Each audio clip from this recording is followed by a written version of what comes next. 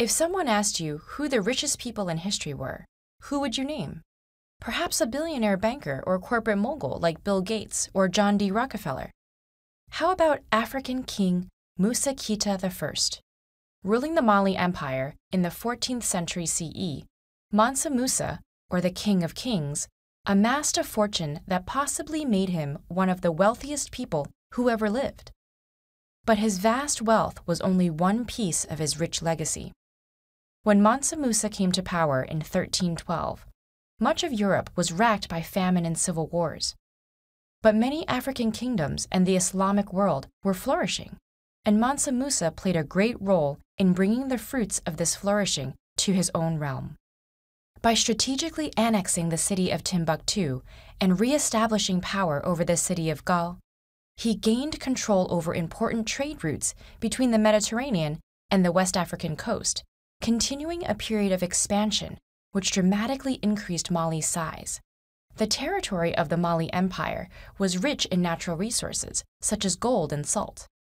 The world first witnessed the extent of Mansa Musa's wealth in 1324, when he took his pilgrimage to Mecca.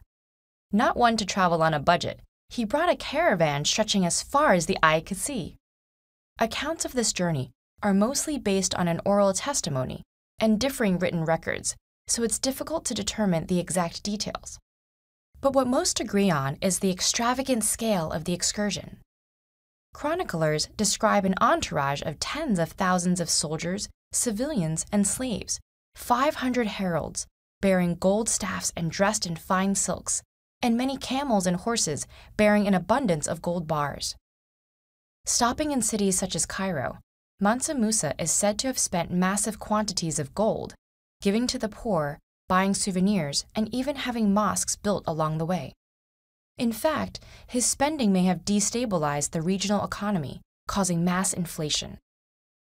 This journey reportedly took over a year, and by the time Mansa Musa returned, tales of his amazing wealth had spread to the ports of the Mediterranean. Mali and its king were elevated to near legendary status, cemented by their inclusion on the 1375 Catalan Atlas.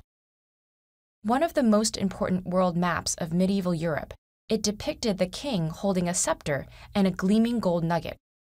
Mansa Musa had literally put his empire and himself on the map. But material riches weren't the king's only concern. As a devout Muslim, he took a particular interest in Timbuktu, already a center of religion and learning prior to its annexation. Upon returning from his pilgrimage, he had the great Djinguereber Mosque built there with the help of an Andalusian architect. He also established a major university, further elevating the city's reputation and attracting scholars and students from all over the Islamic world. Under Mansa Musa, the empire became urbanized, with schools and mosques in hundreds of densely populated towns. The king's rich legacy persisted for generations, and to this day, there are mausoleums, libraries, and mosques that stand as a testament to this golden age of Mali's history.